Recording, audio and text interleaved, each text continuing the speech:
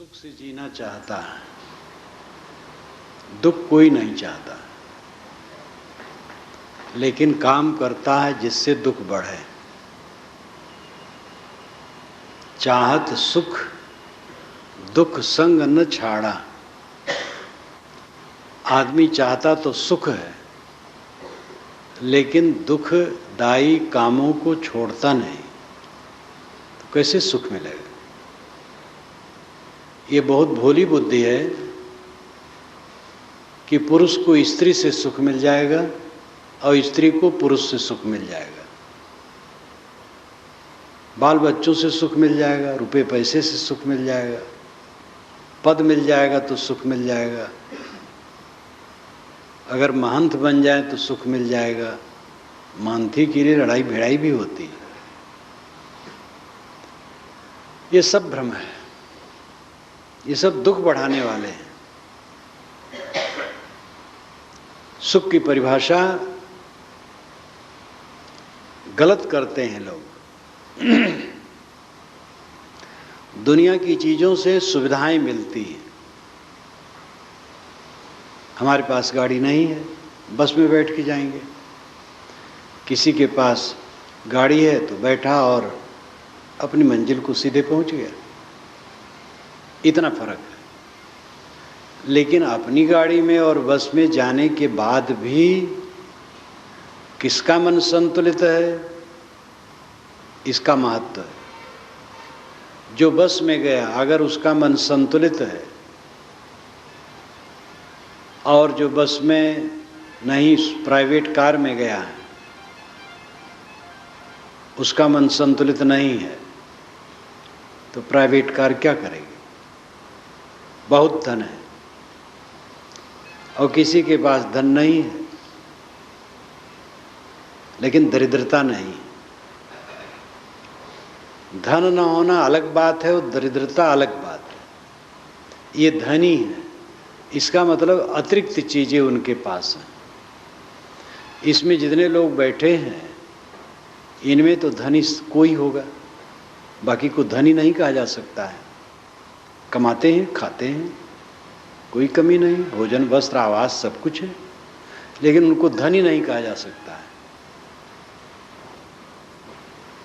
धनी होने की जरूरत नहीं है, कमाओ खाओ गुजर बसर हो काफी है। दरिद्र नहीं होना चाहिए। ऐसी अवस्था ना आ जाए कि दरिद्रता हो जाए। मेहनत दिन भर करे और पेट न भरे तो दरिद्रता है, तन न ढके तो दरिद्रता है। तो दरिद्रता ना हो, लेकिन धनी ना हो कोई हर्ज नहीं है। गुजर बसर होना चाहिए। सुख का साधन है जिससे मन सुलझे, वो सुख का साधन है।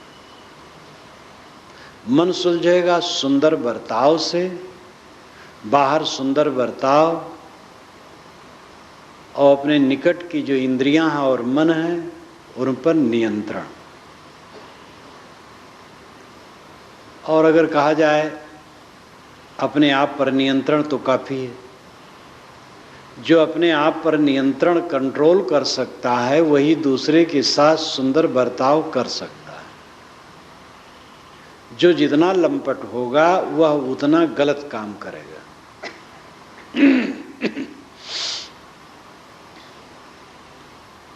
जो जितना संयत होगा वो उतना सही काम करेगा। तो आत्म विजय सबसे बड़ी बात है। अपने मन इंद्रियों पर संयम, कंट्रोल। उसके बाद दूसरे के साथ शील का बर्ताव स्वाभाविक है। जिन मनुष्यों के बीच में हम रहते हैं उनमें तनाव न हो, प्रेम का व्यवहार हो। तनाव नरक है और तनाव के मूल में अपनी बेवकूफ़ी के अलावा और कुछ नहीं। पत्नी पति, पिता पुत्र, भाई भाई, भतीजे, पड़ोसी, जिनका निकट का संबंध है उन्हीं में तनाव होता है। और तनाव के मूल में अहंकार और कामना है। हमारा अहंकार है, अहंकार के वशीभूत होकर के तनाव में हम पड़ जाते हैं। कामनाएं बहुत रखते हैं, जो जितनी कामना वाला होगा उतना जलेगा, क्योंकि दुनिया की कामनाएं पूरी होने वाली नहीं, थोड़ी मोड़ी कहीं पूरी होती हैं, बाकी सब अधूरी रह जाती। हजारों ख्वाहिशें इसी की, हर ख्वाहिश पे दम निकले, बहुत निकले मेरे अरमान, लेकिन फिर भी कम निकले। हजारों ऐसी ख्वाहिशें हैं जो दम दे करके पूरी करने लायक हैं, लेकिन पूरी कहाँ होती।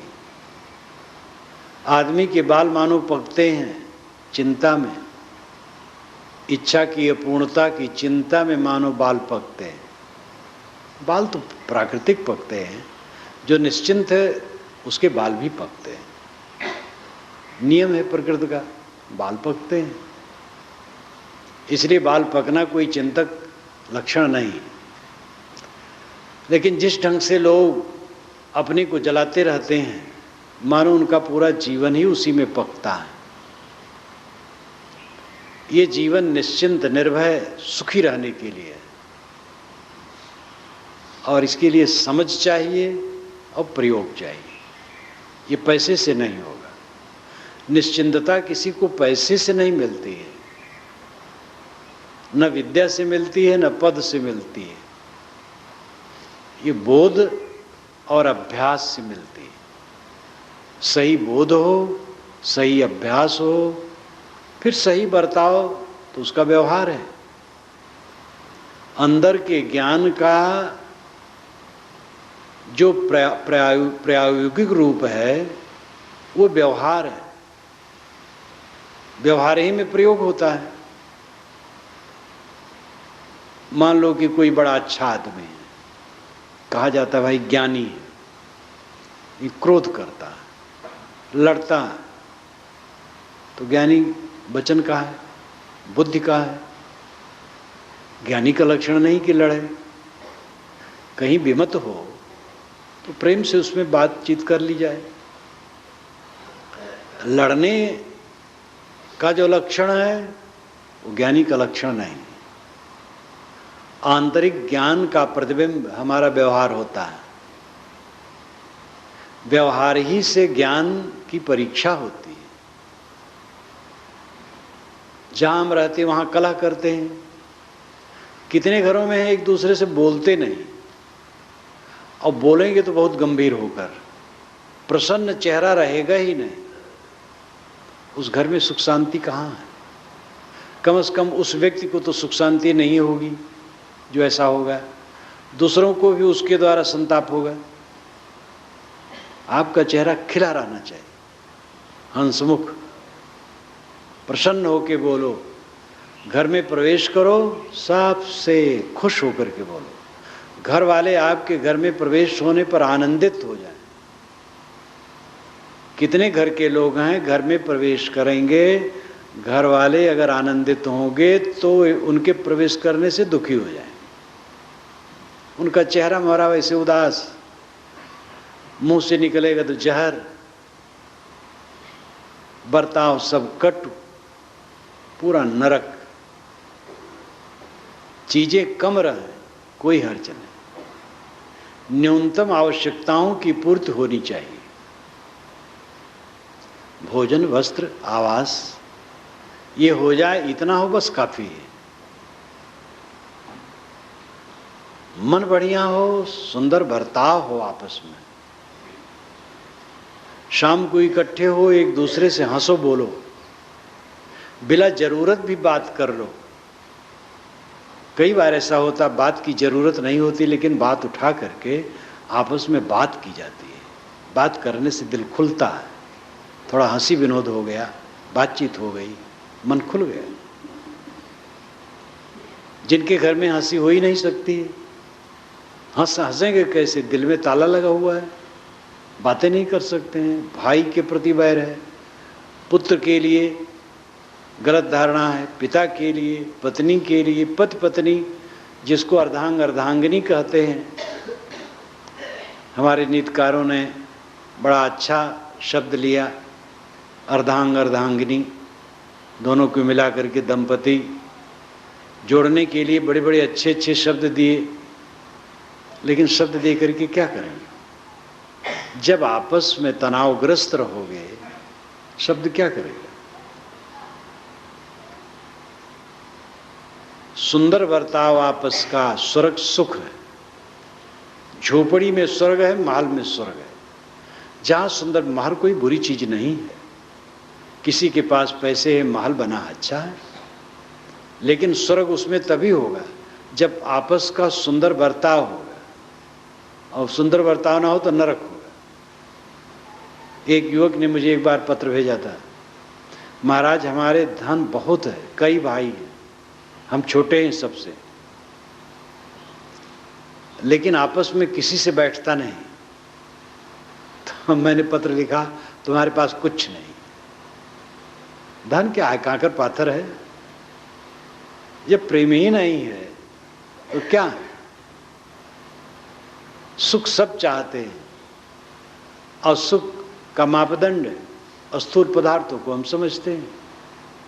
कई भाई हैं तो अपने बच्चे के लिए जितना बन सके अनाप शनाप बटोर लो, भतीजी को न मिले, ऐसा भाव होगा वो घर में सुख होगा।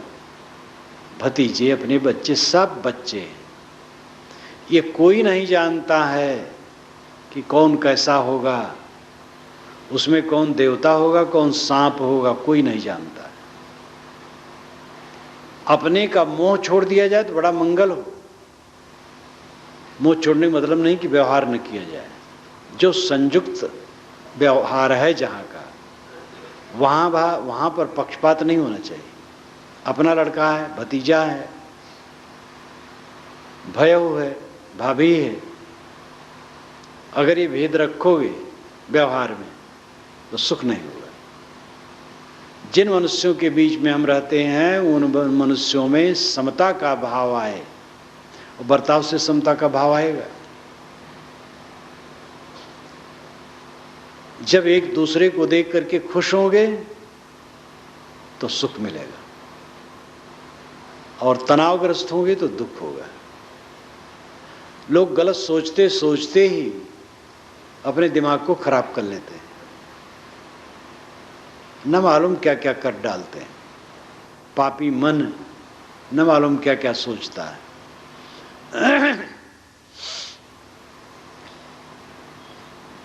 व्यवहार में प्रेम का बर्ताव, अहंकार, कामना, ये जितने कम होंगे प्रेम का व्यवहार उतना ज्यादा होगा। प्रत्यक्ष उदाहरण है राम और भरत, दोनों में प्रेम इसलिए रहा, दोनों को लोभ नहीं था। राज्य का लोभ न श्री राम को था न भरत को था, इसलिए दोनों में प्रेम निपटा। कौरव पांडव में दोनों को लोभ था, इसलिए 18 दिन में कट के संभर गए। 2 महाकाव्य हैं, एक भ्रातृत्व का है, एक भ्रातघाती युद्ध का है। रामायण भ्रातृत्व का यानी भाईचारे का काव्य है, और महाभारत भ्रातघाती युद्ध का काव्य है।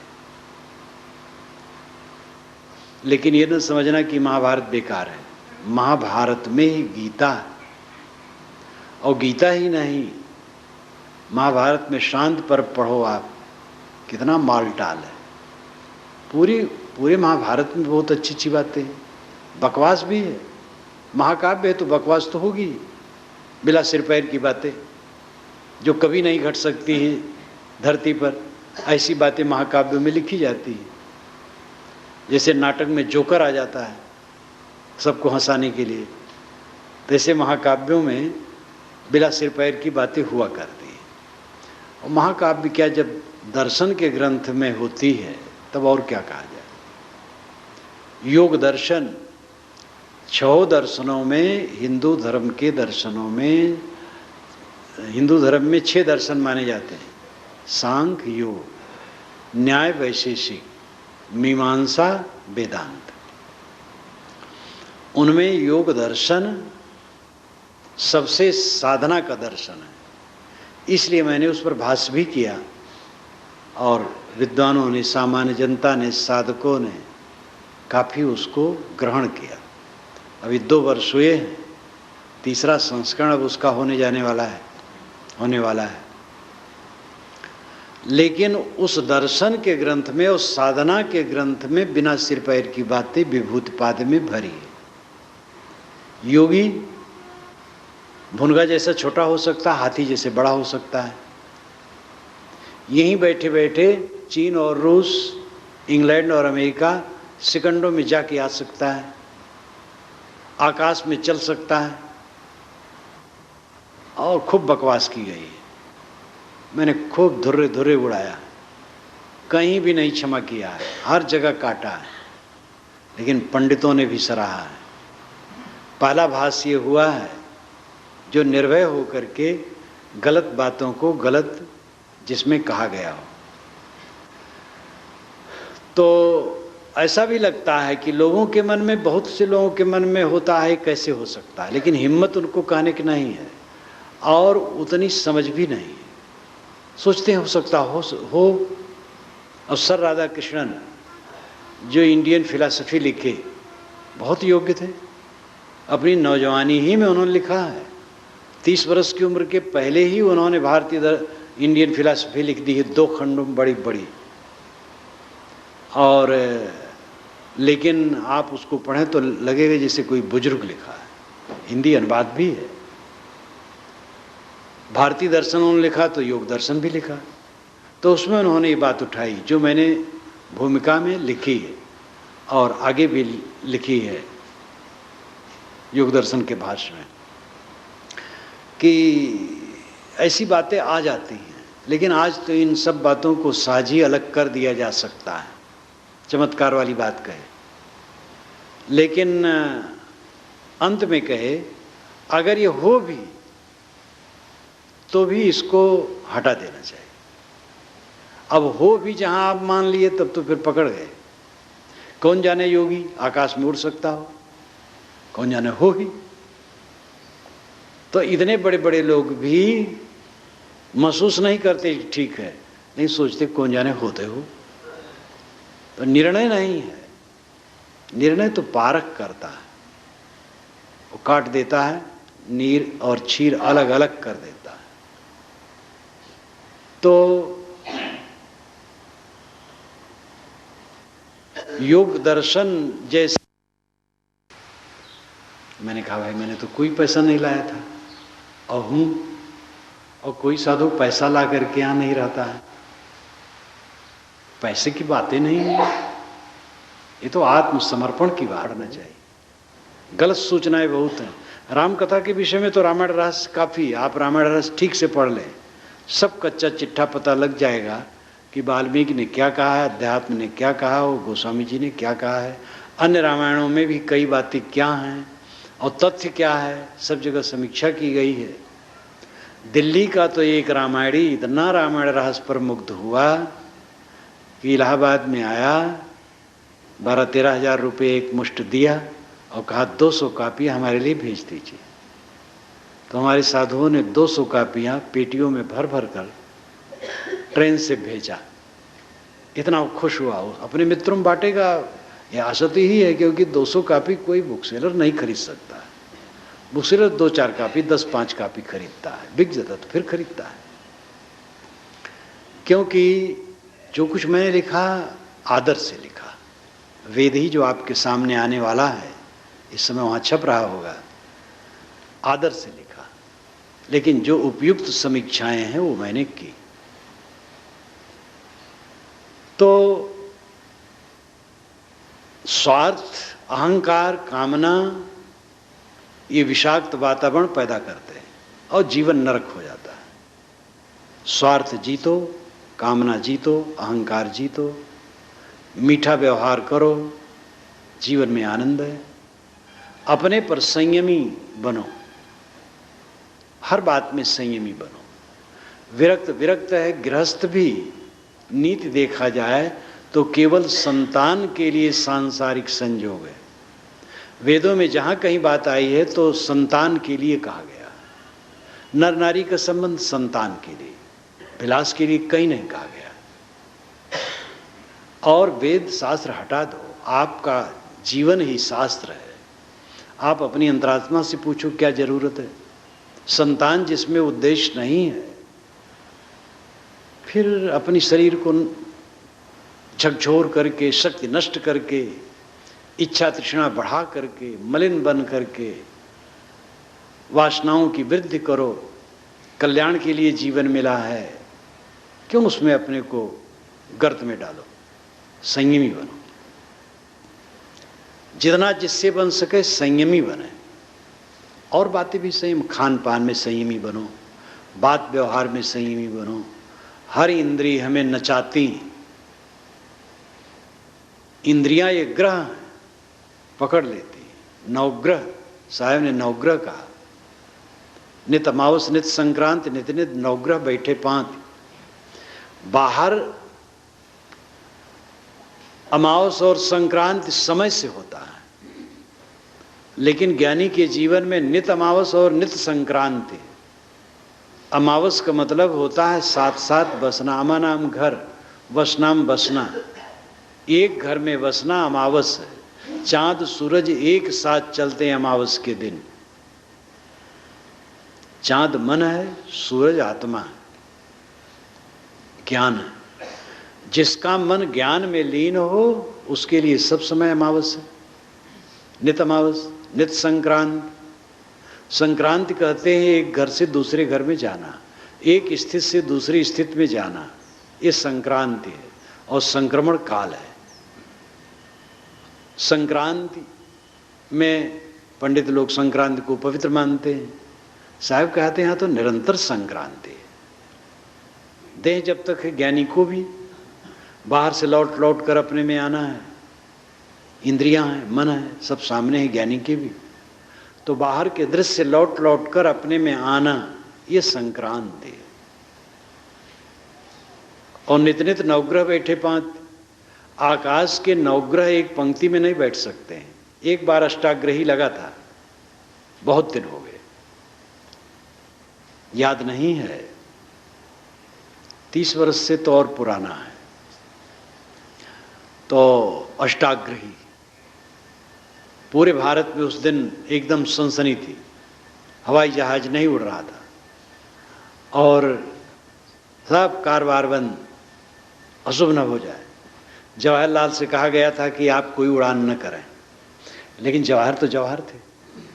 वे बिला जरूरत भी हवाई जहाज में बैठ करके 100, 200, 400 किलोमीटर घूम लिए। बड़े वीर थे। आज के नेता तो ऐसे हैं, दोनों हाथ में अंगूठियां, उंगलियां घट जाती हैं, अंगूठियां बढ़ जाती हैं। इनको लज्जा लगती नहीं तो पैर में भी अंगूठियां पहनते। इतने कमजोर नेता होते, हद महाकमजोर।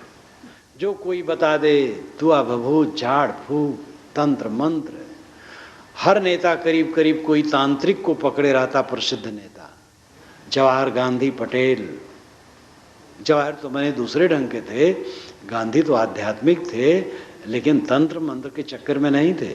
महात्मा के दर्शन कर लेना अलग बात है, लेकिन महात्मा को इसलिए नहीं मनाते थे कि हमें आशीर्वाद दे दें। आज के नेताओं की दशा, सब नेता तो नहीं, आज भी सूरवीर कुछ हैं। तो ये मानसिक दुर्बलता है। आत्मसंयमी बनो। आत्मसंयम ही आपको सुख देगा। आसपास के लोग आपको क्या सुख देंगे? थोड़ी सुविधा दे सकते हैं।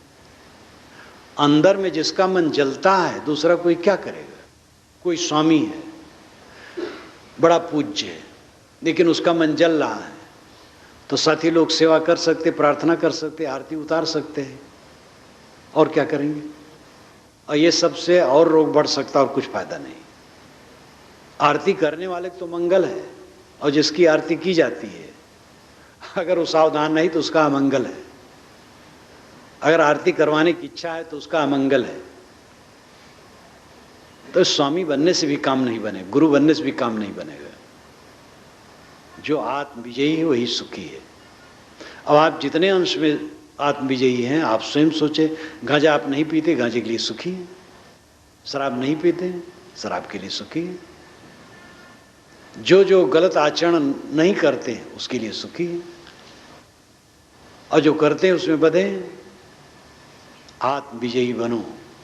श्रेणी के अनुसार जो ब्रह्मचर्य जीवन जो लिखा गया, मैंने ब्रह्मचर्य जीवन यही शुरू किया था हसदा से। शायद है ये 70 का समय होगा, 69 है शायद। गुरुजी आ गए थे समाज सहित। मैंने गुरुजी से कहा था साहब मैं थोड़ा उधर से आता हूँ, मुरैना की तरफ से। कुछ लोगों को लेकर मैं मुरैना गया, फिर आया नागपुर होते हुए हसदा में गुरुजी को मिला और यहीं से ब्रह्मचर्य जीवन शुरू किया था। फिर लिखा छत्तीसगढ़ में और यहीं से लौट करके गया सीधे काशी और छपाया। ब्रह्मचर्य जीवन मैंने जो लिखा है वो सभी पर दृष्टि रख करके, गारहस्थ ब्रह्मचर्य एक अध्याय है, युवकों के लिए है, लड़कियों के लिए, सब के लिए, अपनी अपनी श्रेणी के अनुसार जो जहाँ हैं उसके मनन से सबका लाभ है। एक मार्क्सवादी बहुत बड़े पंडित थे मार्क्सवाद के, बड़ी खोपड़ी बस्ती जिले के थे। पहली बार जब मुझे मिले, मेरे पास आए, पता पाए, पहले तो पुस्तकें पढ़ते थे, मेरे पास आए तो मैंने परिचय पूछा तो नाम बताया और कहे मैं मार्क्सवाद के भौतिक द्वंद्ववाद का महान पक्षधर हूँ। अध्यापक भी थे, पंडित आदमी थे, लेकिन इतने खुश थे कि महाराज आपकी पुस्तकें पढ़ता हूँ तो आप उसमें गोस्वामी जी लिखते हैं, तुलसीदास नहीं लिखते। कहीं होगा भले गोस्वामी जी, आपकी वाणी से मैं बहुत खुश हूँ। मार्क्सवादी थे लेकिन आध्यात्मिक भी थे। एक बार वो बताए, कई बार फिर मिलने लगे, कहे महाराज अभी मैं गुरु नहीं किया हूँ लेकिन आपको गुरु मान लिया हूँ। हम कहे आपका विषय है। तो कहे कि 2 मार्क्सवादी आए थे मेरे यहाँ, तो मेरी मेज पर पुस्तकें थी, मार्क्स की पुस्तकें, एंगल्स की, लेनिन की, और उस पर ब्रह्मचर्य जीवन आपका रखा था। तो उन्होंने कहा कि ये कौन पुस्तक रखे हो यहाँ, हटाओ इसको, ब्रह्मचर्य जीवन के लिए। तो उन्होंने कहा कि मैंने उनसे कहा मेरा बस चलता तो भारत के समस्त विद्यालयों में मैं इसको पढ़ने के लिए अनिवार्य कर देता। ये सब के लायक है, लड़कियों के लायक, लड़कों के लायक, गृहस्थों के लायक, विरक्तों के लायक, सब के लायक है। तो संयम और ब्रह्मचर्य और त्याग और वैराग कोई साधु के हिस्से में है और सबके हिस्से में नहीं है, ऐसी बात नहीं है। सुख का रास्ता ही है त्याग, संयम, ब्रह्मचर्य, वैराग्य, यही सुख का रास्ता है। वैराग कोई कपड़े की चीज नहीं है, अनासक्त की अवस्था है। घर में रहो, मन में वैराग्य रखो, संसार की नश्वरता को देखो, अनुकूलता की याद न किया करो, विवाह की याद। आजकल तो बड़ा व्यामोह है धनिकों में, विवाह वर्षगांठ भी मनाने लगे हैं। विवाह की जिस दिन विवाह हुआ था उसी तारीख को उत्सव मनाते हैं। एक 85 वर्ष का बूढ़ा विवाह वर्षगांठ मना रहा था तो लोगों ने कहे मूर्खता दिवस मना रहा है। जिसको बोलना चाहिए उसको याद करता है मूर्ख। अरे अब याद करना चाहिए मौत के दिन की, जुलूस निकलना है लाश की, उसकी याद करना चाहिए, शांति मिलेगी। तो दुनिया की चाकचिक की याद न करो, इसको हटा करके ज्ञान, विवेक, विचार की और परिवर्तनशीलता की याद करो। तो ज्ञान, वैराग, ब्रह्मचर्य, संयम ये केवल साधु के लिए नहीं, मानव मात्र के लिए, स्त्री पुरुष के लिए। एकदम नव दंपति विवाह हुआ है, दूल्हा दुल्हन है, उनके लिए भी। वे संयम से नहीं रहेंगे तो थोड़े दिन में मिट जाएंगे, स्वास्थ्य उनका नष्ट हो जाएगा, काम धंधा नष्ट हो जाएगा और जीवन का सुख लुट जाएगा। उनको भी ब्रह्मचर्य की जरूरत है। संयमित रहें, संतुलित रहें, उनका ये बहुत बड़ा ब्रह्मचर्य है। असंतुलित हो जाएंगे, खराब हो जाएगा। कोई भोजन ज़्यादा खाएगा तो पेट खराब होकर के और क्या होगा, संतुलित खाएगा, सुख से रहेगा। इसलिए दर्जे दर्जे सब जगह ब्रह्मचर्य, संयम, ज्ञान, वैराग, भक्ति सबको जरूरी है। तो आत्म संयम और दूसरे के साथ सुंदर बर्ताव, या कहें स्वयं पर संयम, दूसरे के साथ शील, बस यही धर्म है। अपने पर नियंत्रण रखो और दूसरे के साथ शील का बर्ताव करो, सुख इसी में निकलेगा। बाहर की चीजें सबको समान नहीं होती, कम ज्यादा होती है। मकान न समान होगा, शरीर ही समान नहीं, बुद्धि समान नहीं है, पैसा रुपया समान नहीं रहे, खेतबाड़ी समान नहीं रहेंगी। दुनिया की वस्तुएं सबकी समान हो ही नहीं सकती, अंतर रहेगा ही। लेकिन जो आंतरिक चीज है उस तक जो पहुंच जाएगा सबका समान हो जाएगा। जितना मोह कटेगा, जितनी आसक्ति कटेगी, जितना मनोविकार धुलेगा, चित्तमल दूर होगा, उतनी शांति मिलेगी। 10 व्यक्ति हैं, 10 में पढ़े अपढ़, धनी निर्धन, अनेक प्रकार के हैं, लेकिन 10 का चित्तमल अगर धुल गया है तो 10 समान सुखी होंगे। चीजें समान नहीं होंगी। चित्तमल, जैसे कि पानी निकलता है स्रोत से, वैसे सबके चित्त से मल निकलता है। राग, द्वेष, ईर्ष्या, क्रोध, काम, मद, मत्सर, चिंता, उद्वेग, विकलता, अशांत, भय, ये चित्त मल है। स्वाध्याय, साधना, चिंतन, मनन, भक्ति के पथ में लगे रहोगे जब, तो ये चित्तमल घटेंगे। और घटते घटते ऐसी अवस्था में भी पहुंच सकते हैं आप जहां चित्तमल एकदम बिल्कुल शून्य हो गया, निर्मल मन।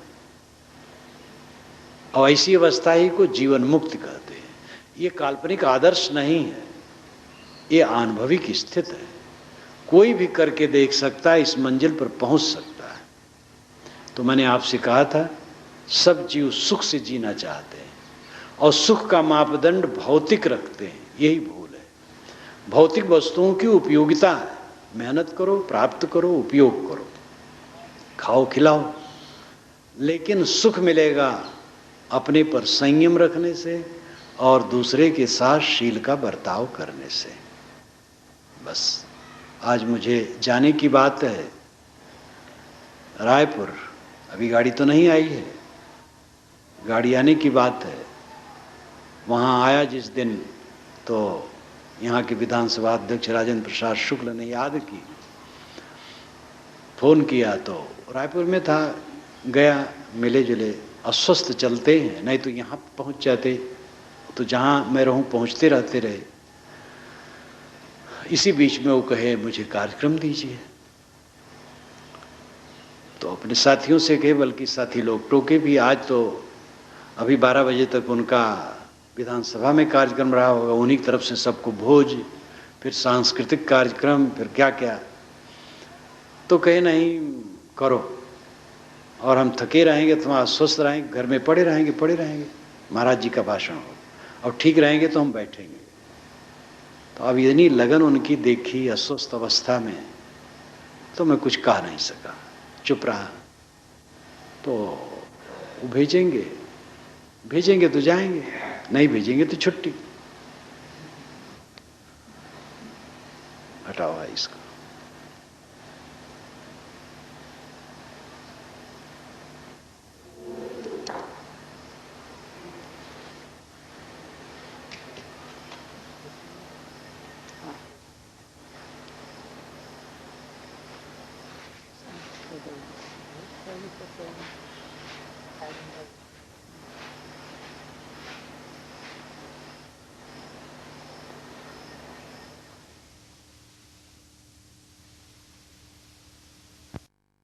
काम